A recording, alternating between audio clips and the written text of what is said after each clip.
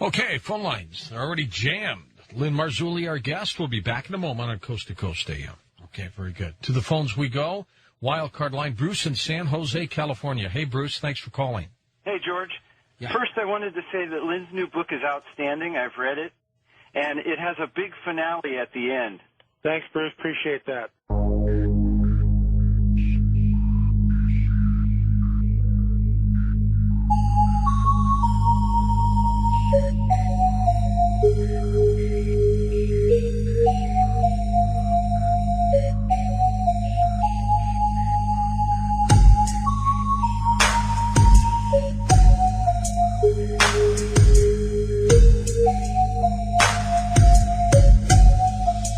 The big finale.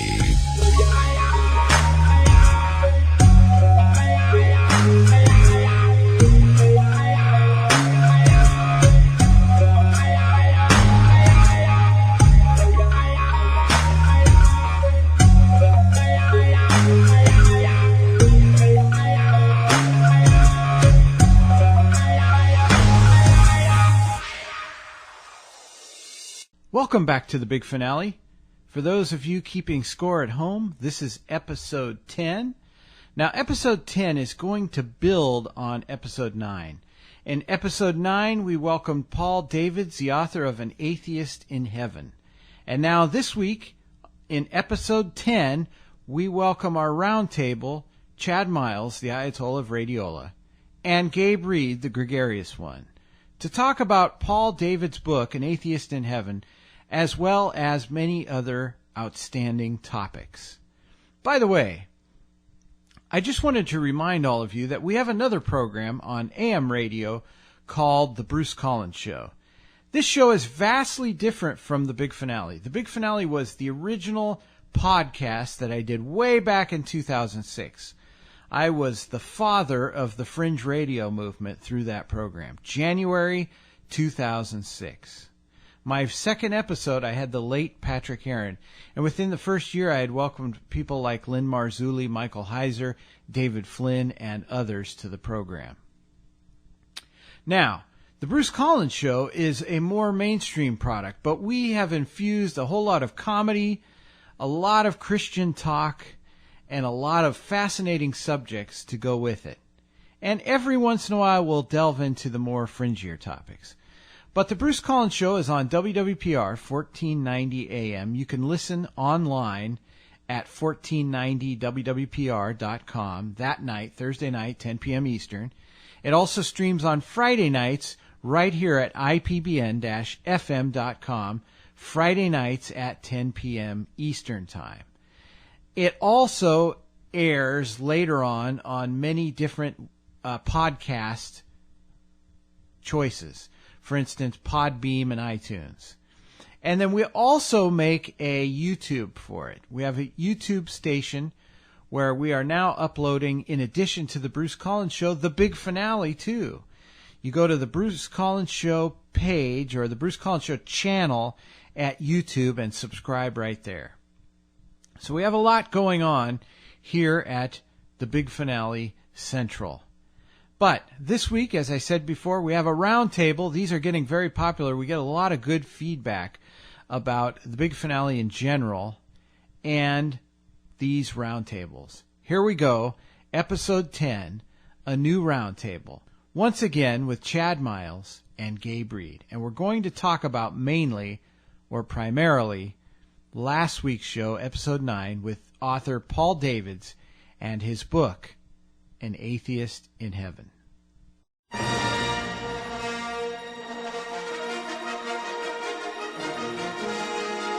How much of a geek are you?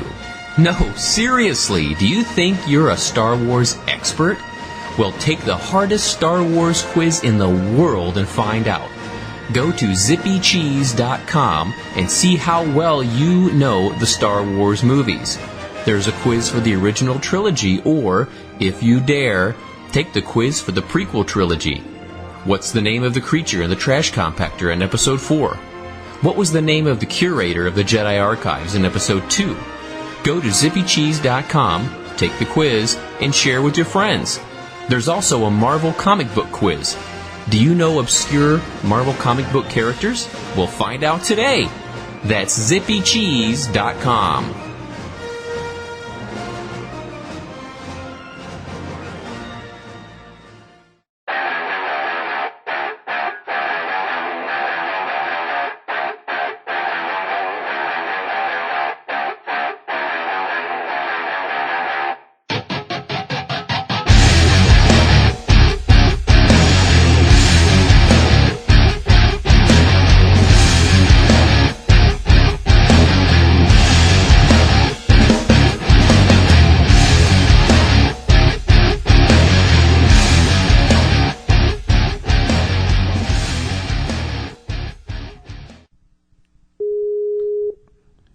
Hello? Hey, how's it going? Can you hear me? Yeah. Oops, I'm trying to send you a file for some reason. Okay. That's not what I wanted, though. Let's see. I want to add somebody. Send file. Let's see. Oh, Am add I coming people. through clear? Yeah, I can hear you. Okay. All right. Sometimes I get the microphones switched around on Skype. There's Gabe. Add. Cool. There. You know, I never heard him call in last time. That time he called in unexpectedly. I saw his icon pop up when I was doing the news. Oh, okay. Yeah, it totally took me by surprise. That was funny. Hello? Hey. Mr. DuPont Sr. Yeah. What? What? So this is the big finale, of course, and we'll do. I'll do an introduction, then it'll go to a Zippy Cheese commercial, and then we'll come back with this. So we're taping that part of it, so it can go for any amount of time, just as long as it does. So I'll count us down, and we'll get right to it. How's that? Okay. I got a couple ideas I want to throw around first. Okay, 3, 2, 1. And welcome. Wait, no, let me do it. 3, 2, 1. And yes, of course, ladies and gentlemen, you just heard the commercial for zippycheese.com. And now, on the big finale, we've added extra cheese by welcoming my two friends and co-hosts, the odometer, but really his name here is the Ayatollah of Radio-olah, Chad Miles. Hey, Chad, welcome back to the big finale. Hello, Bruce. It's good to be back. And, of course, we have the gregarious one, the man of many voices, Gabe Reed. Greetings and salutations. Oh, boy, I don't know which character that is. That must be a new one. Undisclosed. We're working on that one behind the scenes in Area 52. Now, before we talk about, we wanted to talk about episode 9, which there was a book called An Atheist in Heaven. But before we do that, I noticed today, now we're taping this the week that episode 4 of the big finale airs. So I noticed on the Fringe Radio Network Facebook page that I posted episode 4 of the big finale on there. And one lady commented, and she said, I don't know who this Bruce guy is, but I just listened to this big finale, and she said, this is the last time I'll ever listen. And she said, why would you guys put this guy on your network? She actually said that. So I don't know if she was a plant or, if it was a joke. Obviously, if she's never heard of me, she's new to Fringe Radio Network. So therefore, her comment, that episode is with Frank Thayer, the Aztec UFO incident. So maybe she's referring to the fact that the interview was a little bit woo-woo, which we talk about in the Roundtable the following week.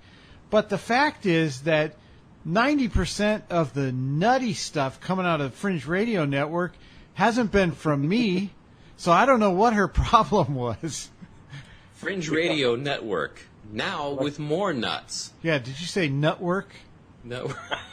I like to call that marketing. Yeah, so anyway, she was not pleased, but no loss. When she said that guy, did she mean you or Yeah. your guest? It was you. No, she meant me. She said something about listening to Bruce for the first time, and she would never listen to him again. Oh, I see. Yeah. Well, she's missing out. Yeah, exactly. Now, I wanted to go 1 week without mentioning Skywatch TV and Tom Horn, but it's not going to be this week. Sad And, horse. I've noticed that Chad and I talked about this many months ago, I think off the air, but we had mentioned that probably in order to raise money, an institution like this would have to get nuttier and nuttier. And so the latest thing is Tom Horn has announced that he died and went to heaven. Yes. Oh, was that a real thing? I thought that was like a joke of some sort. I thought he was. I thought it was a joke, and then I thought it was real, and I don't know. I honestly don't know if it's real or if it's if it's How big kind of is a marketing that Gone thing. to Heaven and Back bandwagon? Anyways, I think I need to get on there.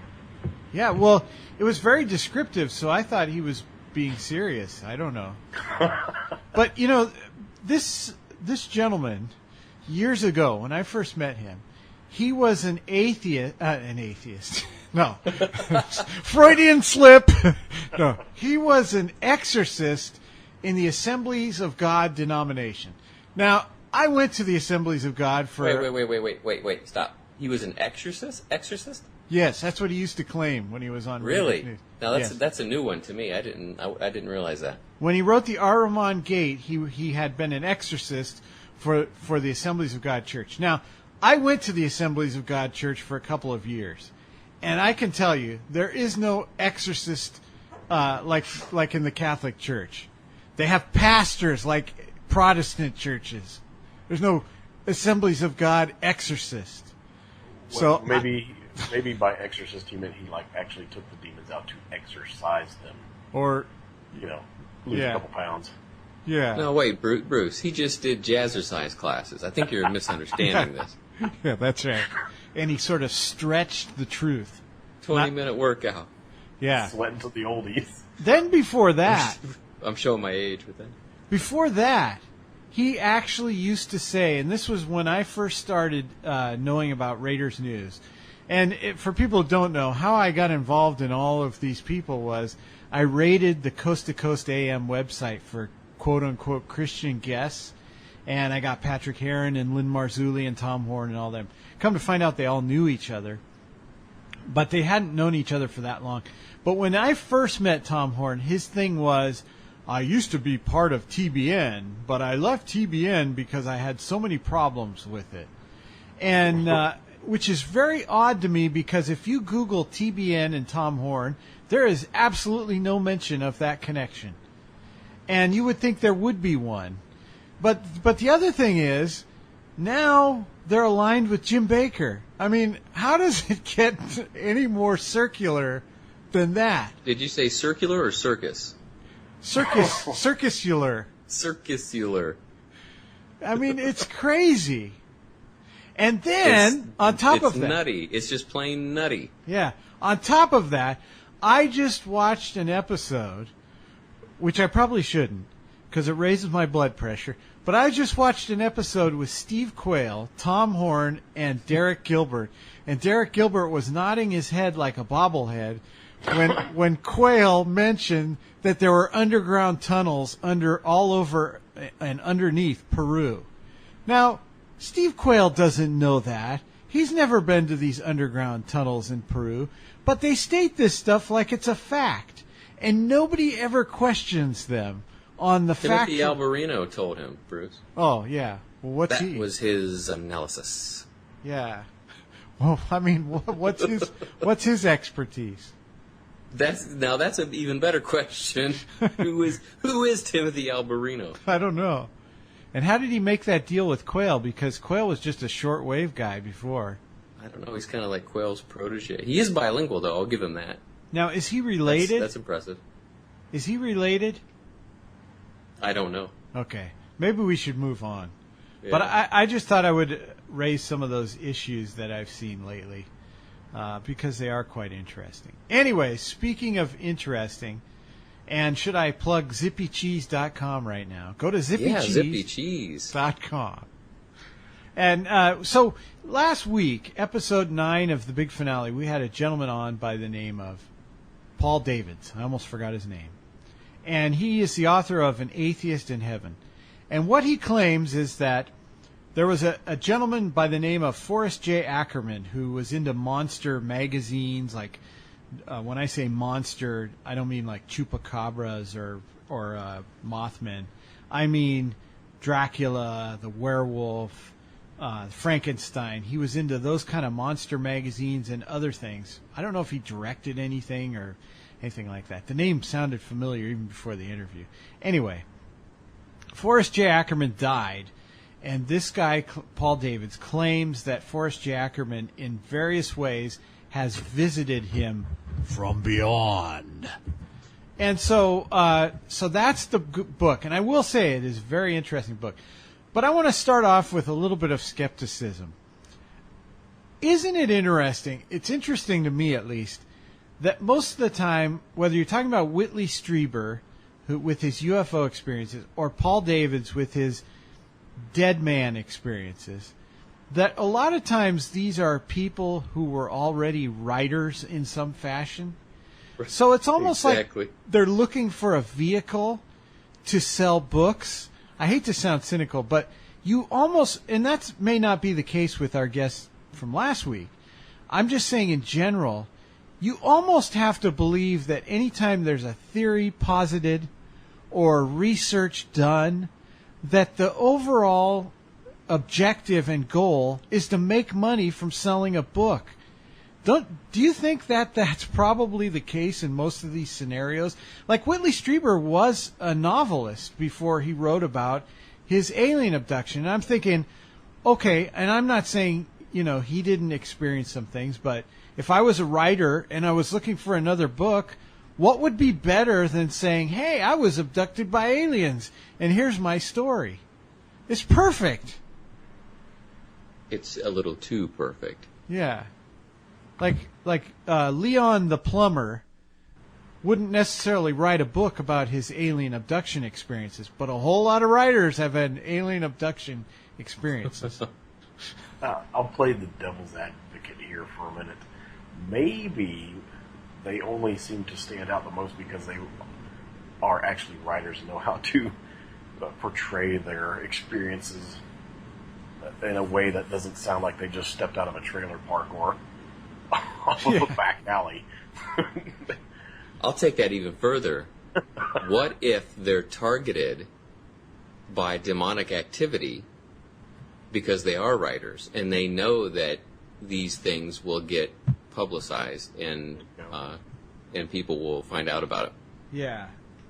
But it's not attributed to demonic activity. You see what I'm saying? It's attributed to Forrest Ackerman's ghost, or it's attributed to alien abduction, or what have you. Yeah. And Gabe alluded to trailer park, and I know that I've heard of a couple who was abducted in a trailer park. And now, granted, their book is not like Whitley Strieber's, but they made a coloring book called Them's Aliens that was just as compelling, especially when you colored in the Martian. Make sure you use the gray crayon. All right. So our guest last week was Paul Davids.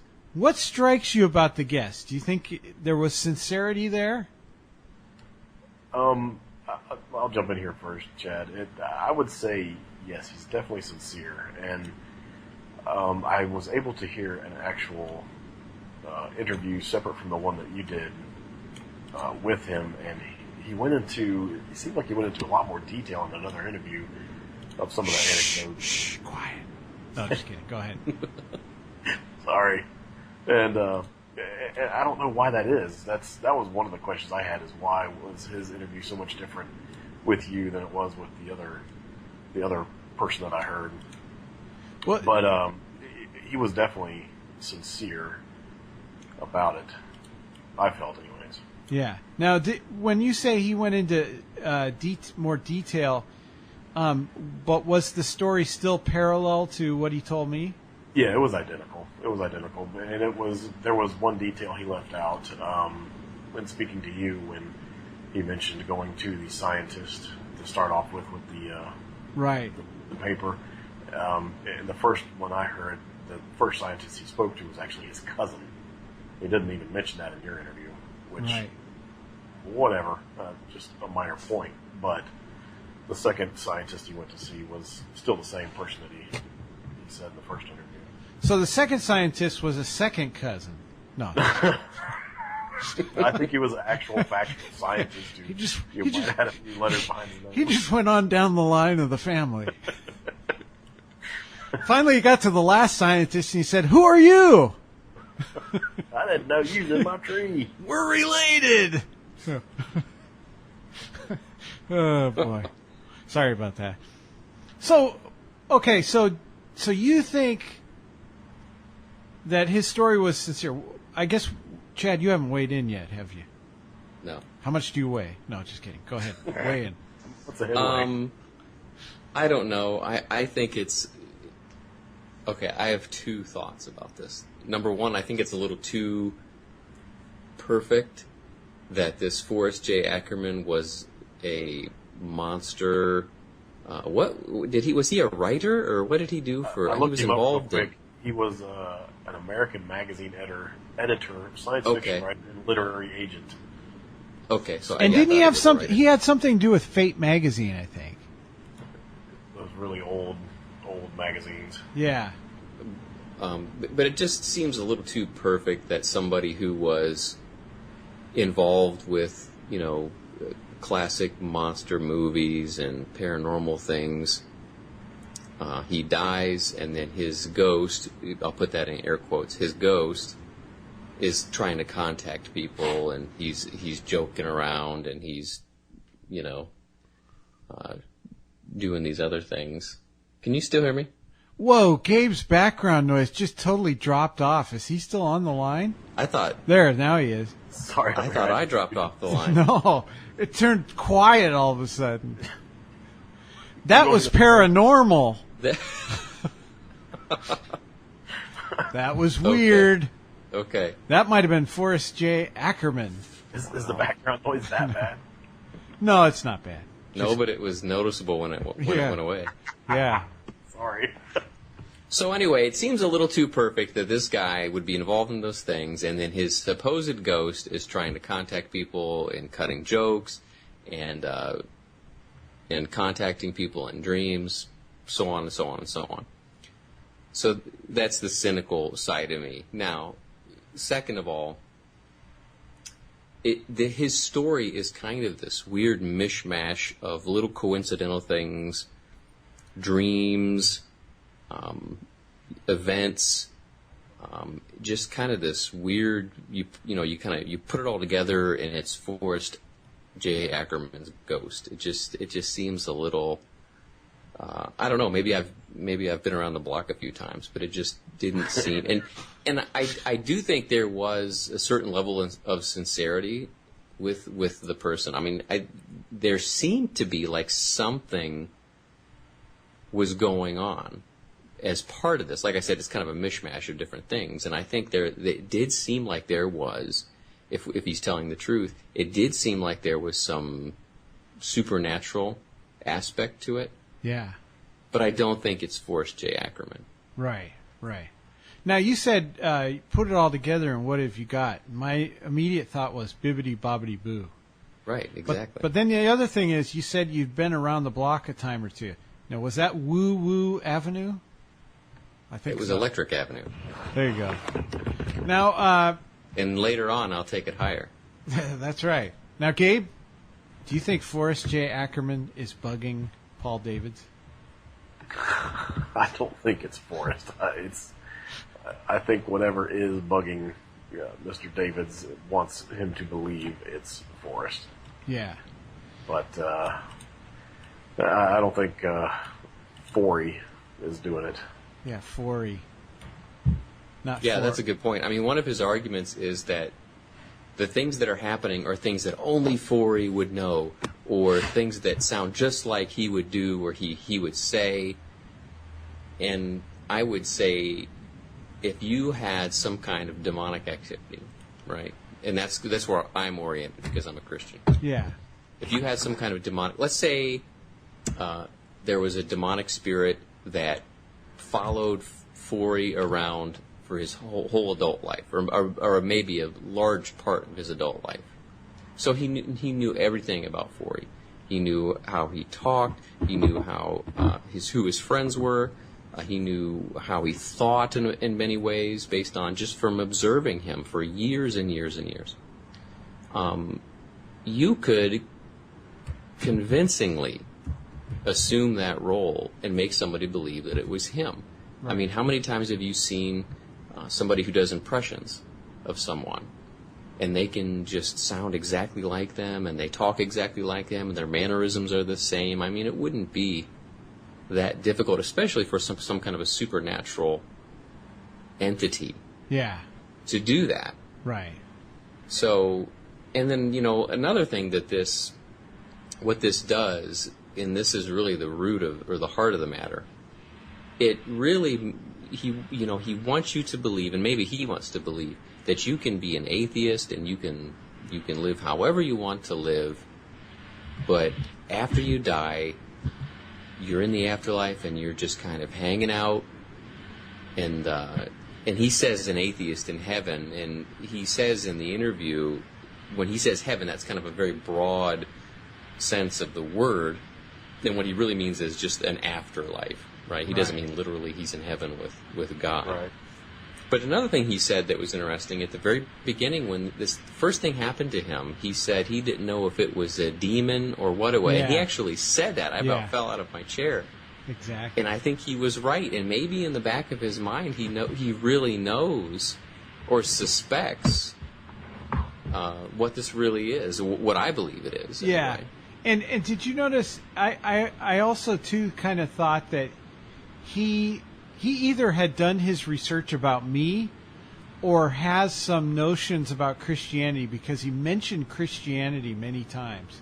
Yeah, he talked about guardian angels. And the other thing he did was he had talked to Forrest J. Ackerman before he died and said, "Aren't you concerned with the afterlife?" So I should have probably followed up with that and asked him, what was his thinking on that. But there's so much ground to cover in an entire book anyway. But I mean, it seemed like there was some kind of supernatural, biblically supernatural concepts there that he was, working through regarding these events. But, in talking about Forrest J. Ackerman, let's say I died tomorrow and I was trying to get a hold of Chad and Gabe, right? Both of you. And I wanted to let you guys know, hey, I'm okay. I'm in the afterlife, So why would I play jokes on you? That doesn't make, it's like, that's kind of mean. There was one part of the book where it said that Forey, the ghost, had hid his trousers. Like, what, would you be appreciative of me if I went into your house and was hiding your clothes? That doesn't really... I'd call that their exorcist to get you out of there, buddy. Yeah, that's not really, some way of conveying that, But then there was a lot of weird stuff like that mask on the wall, and he talked about the EMP stuff where he was getting all kinds of readings from his head, that Paul David's head. And it's like, well, I would be concerned about like what's going on in his life, I mean, all that was bizarre. Yeah, especially the mask. I mean, you almost think that maybe this mask was demonically charged or possessed, or you know what I mean. And it came from Africa, right? The continent of Africa. I know Africa's not a country, but it's just I don't know. It was just bizarre, but it was just this bizarre, paranormal soup of a story. Particularly if it was a mask that was worn during like some kind of witchcraft or ritual that was. I think that's almost a guarantee. Yeah. From what I've heard, I've talked to a lot of missionaries who've been over in different countries in Africa, and that's almost a guarantee. Yeah. Several fringe people I've interviewed, Ralph Sarchi, And Ralph Sarchie was supposedly a protege of, I believe he was a protege of Father Malachi Martin. Ralph Sarchie was a New York cop by day, and he was an exorcist by night, which is kind of a weird, LinkedIn profile. But so he's been interviewed by Natalina, for instance, and several other people. But I read his book years ago. I think he was on Coast to Coast AM. And so his book is like 20 years old, but they made a movie the last couple of years, which I didn't see.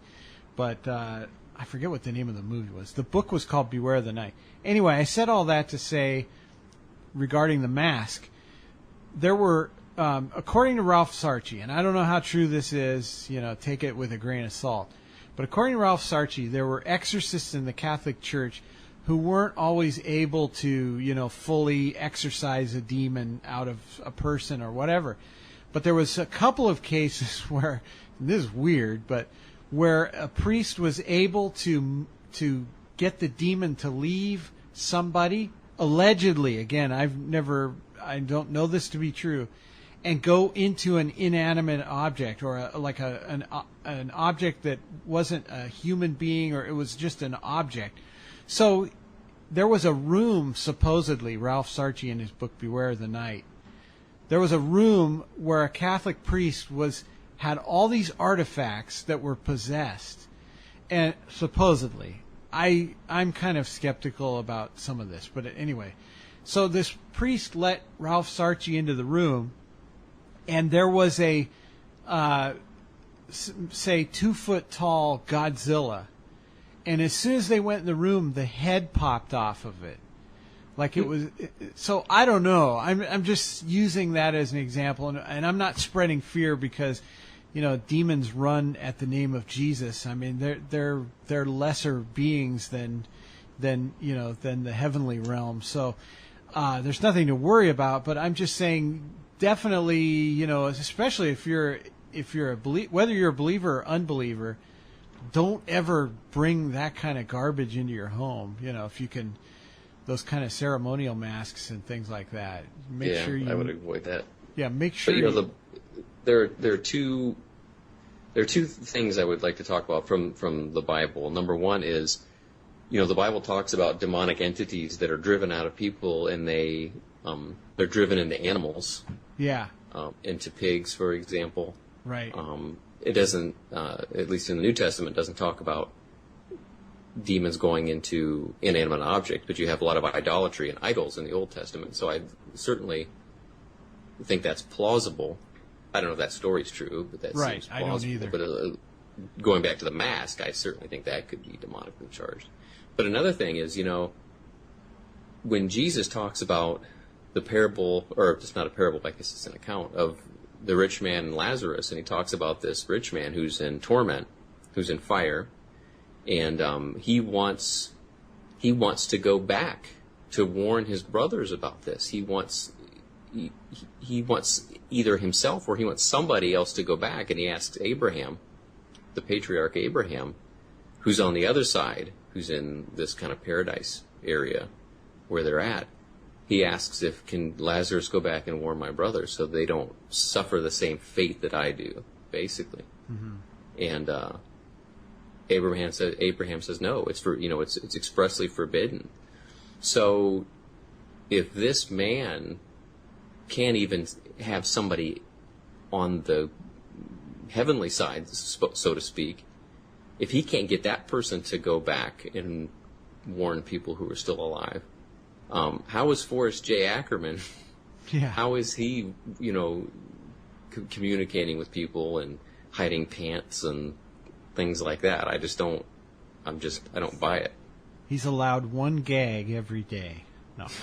Just one. Just to make it right. No.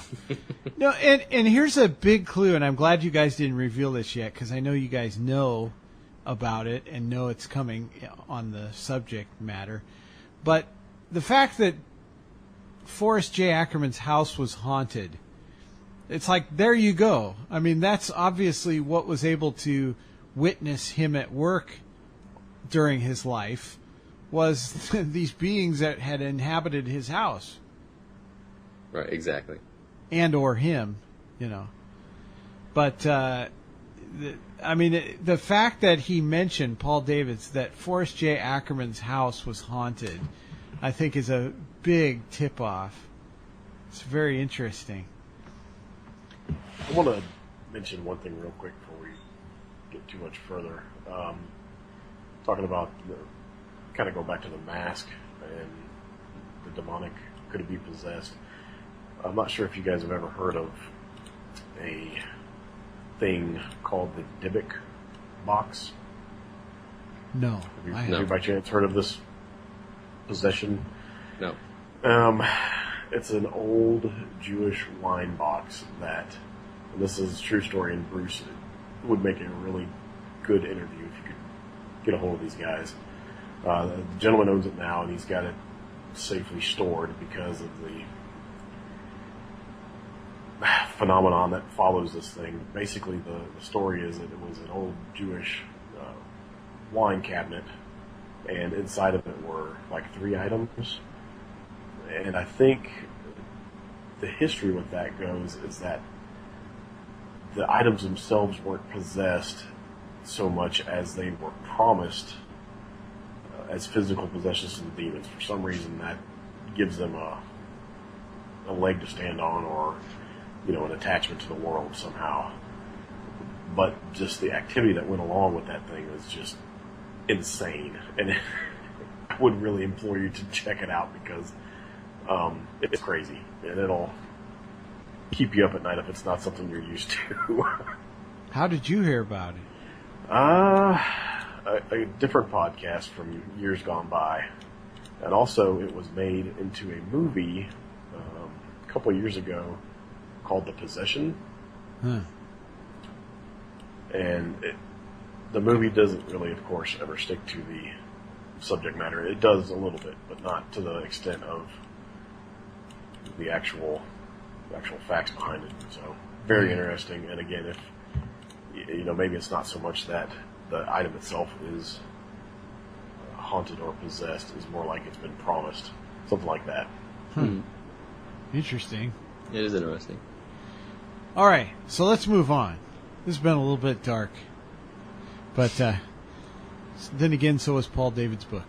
But we know that we are overcomers in Jesus Christ, so it's not like absolutely. We have to leave this on a sour note that demons are taking over the world or anything. But that and there's an interesting point to that, because it seems like nowadays, and this is unfortunate, that anytime I think Christians want to warn the world about things, but it's always a delicate balance of warning about what's out there and pointing to Jesus Christ, and in not forsaking the pointing part to Jesus Christ for the bad news or the impending bad news.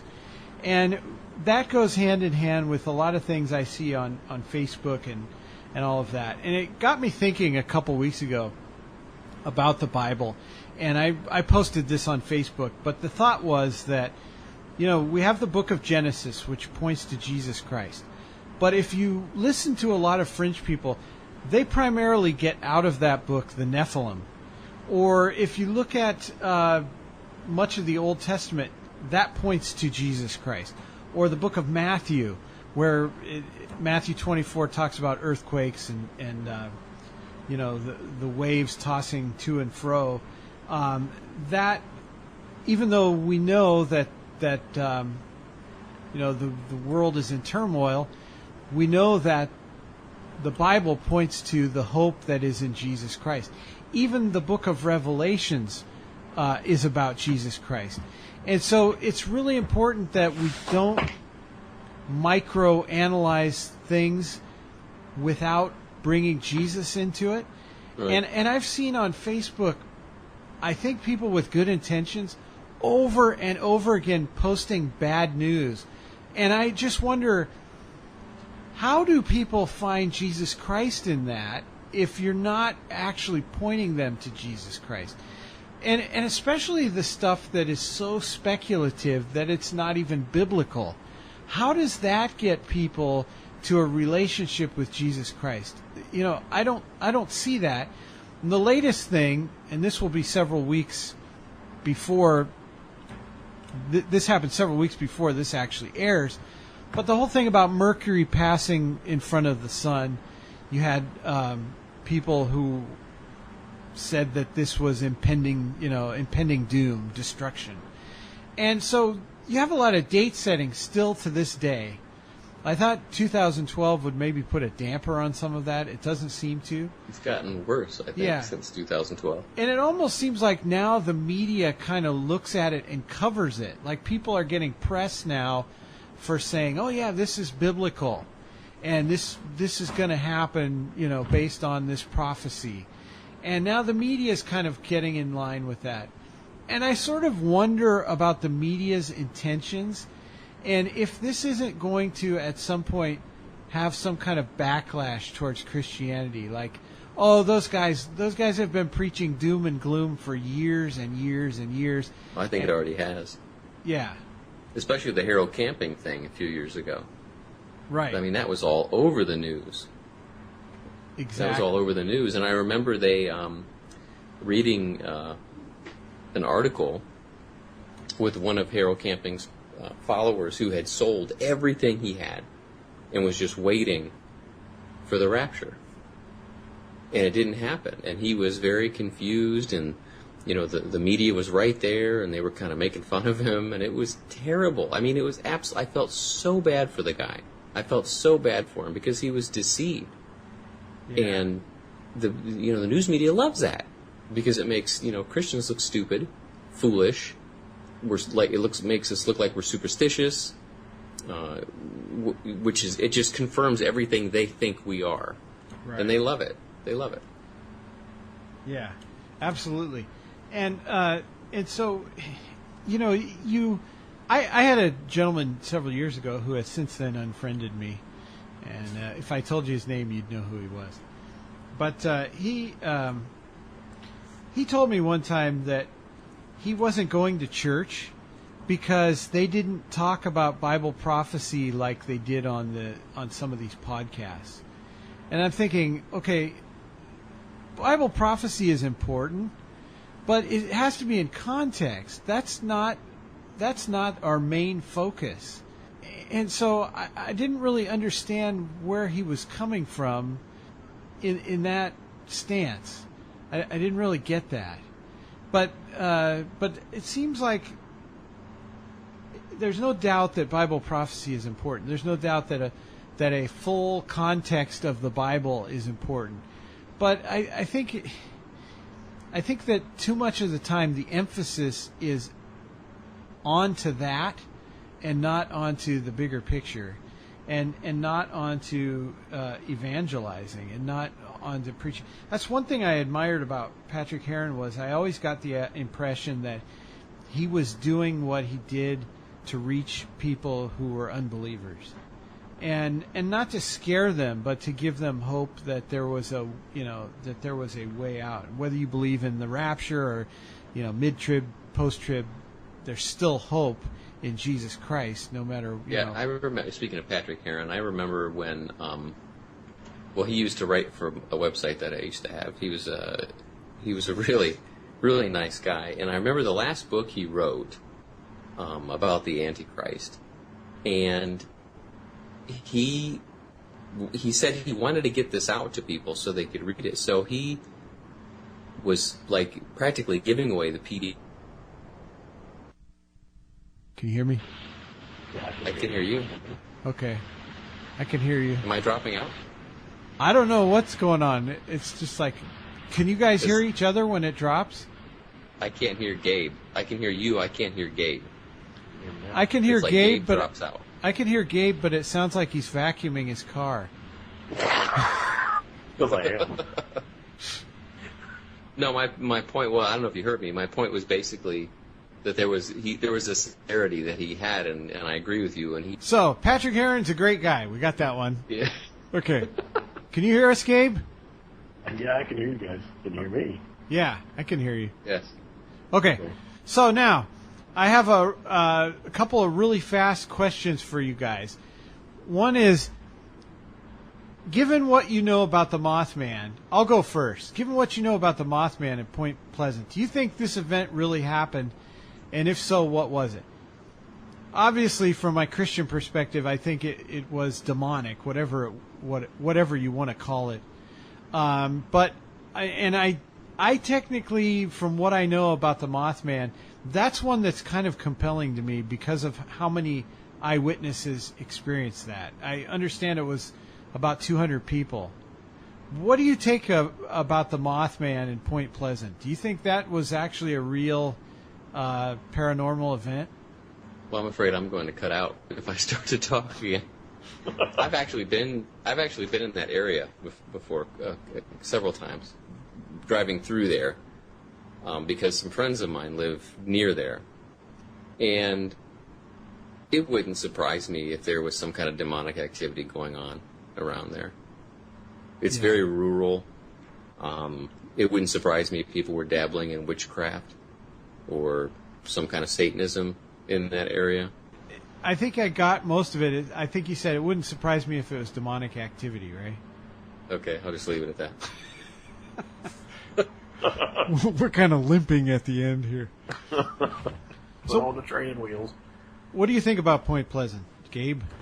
I would say, something definitely happened there. What it was, who knows? It's almost like one of those things because of where there was so much emotion and loss that with the bridge collapse, maybe it's some kind of weird refractory time where all these emotions get sent out backwards and forwards. I don't know. Maybe it's demonic. I don't know. It's hard. You can't. There's because. Oh no. Uh-oh. Did you get any of that? Yeah, I got quite a bit of it. Okay. Next question. Hey, Bruce, you want to try to... Yeah, you want me to call you guys back, maybe? Yeah. Okay. Reconnect or something? Yeah, that's a good idea. Hey. Hello? Okay, perfect. Now, we'll give it a shot. Okay, now here's an important question. Why do you fellows think that chupacabras aren't more popular these days? I mean, they seem to have fallen out of fashion. I remember years ago when I first started doing the big finale, I think one of my first interviews with Nick Redfern was on chupacabras. He actually flew to Puerto Rico. And the other question, of course, goes in tandem with politics. Will Trump's wall keep chupacabras out of North America?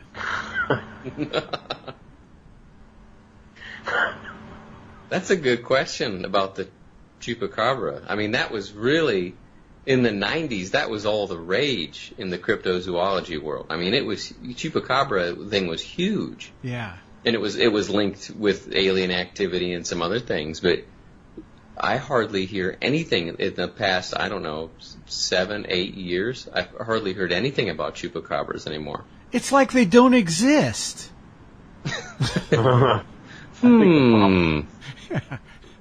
Shadow Man. What's up with that? Taking over. People must be drinking less in Mexico. No, they're all in the United States now. Did I say that? We made it across the border, man. Yeah. Build that wall. Anti-chupacabra, you two? That is a good question, though. Yeah. I mean, what's up with the chupacabra? And why hasn't there been like a fringe Christian? You know, like Marzulli's into Nephilim and different people are into... Why isn't there like a fringe Christian that can tie chupacabras into the Bible? Yeah, like the herd of swine from Matthew. Yeah. Like, I know it's one of those demonic pigs from the book of Matthew that's survived. Yeah, exactly. Ooh, Chad, I feel a career coming on for Chad, Gabe. I can wholeheartedly back that. Yeah. You can be his co-author. Yes, I'm all in. Because who has the crazy theory that Bigfoot is really Cain from the Old Testament? Have you heard that? No. For some reason that sounds familiar. Again, Nephil Squatch. Yeah. Is that Skiba? Yeah. So people push that theory around all the time. Is that Skiba? I don't know, it may be. We're flat enough for that. but it's crazy. Yeah. Yeah, here's another one. Ebola was really popular, maybe 2 years ago, and there was going to be and that could actually happen at any time. I mean, something could happen with Ebola. But that was going to be the big plague that was going to wipe people out left and right, and there were books written about it. And I haven't noticed that the fringe crowd has embraced, for lack of a better term, has embraced the Zika virus like Ebola. But that's a pretty serious, virus. Well, you don't bleed from every orifice from the Zika virus. I mean, Okay. It's not as swanky. Hey, hey, Chad. Speaking of Zika and Rio de Janeiro, do you remember over a year ago you and I had you read a news story on the Bruce Collins show? Good segue there. About the water in Rio de Janeiro being Yes. and it's still that way. Yes. They still haven't cleaned it up. In addition to the Zika virus mess, I guess they're still going to have the Olympics, but I've heard some women athletes here saying we really don't want to go down there because of the problem with But Gabe has a good point. It's not a virus. I mean, it's dangerous, but it's not a killer. Yeah. Like a really horrible way to die type killer. I mean, look, you've always got something, right? SARS, Ebola, bird flu, swine. There's always that one virus going around, and Zika could be it. But I think Gabe's right. It's not sexy enough, It's not. And I say sexy in a morbid way, as far as the news media is concerned, or the fringe conspiracy crowd is concerned. So whereas Ebola might be worthy of, say, Defender Publishing, Zika virus would be more like self-publishing. A local blog. Or a comic book. Yeah. Somebody's WordPress blog. That's right. Yeah. Well, this has been crazy, gentlemen. Absolutely crazy. And Ghost of Maury killing our connection. Yeah, Forey is messing with our. No, he's not.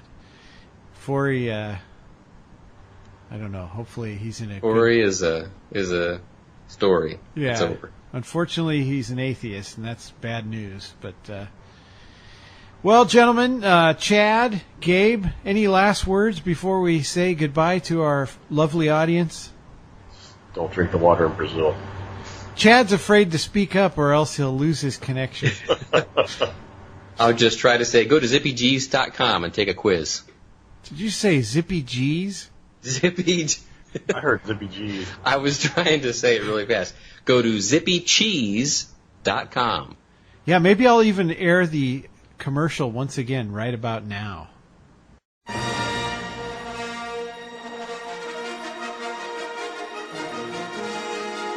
How much of a geek are you? No, seriously, do you think you're a Star Wars expert? Well, take the hardest Star Wars quiz in the world and find out. Go to zippycheese.com and see how well you know the Star Wars movies. There's a quiz for the original trilogy, or, if you dare, take the quiz for the prequel trilogy. What's the name of the creature in the trash compactor in Episode 4? What was the name of the curator of the Jedi Archives in Episode 2? Go to zippycheese.com, take the quiz, and share with your friends. There's also a Marvel comic book quiz. Do you know obscure Marvel comic book characters? Well, find out today. That's zippycheese.com.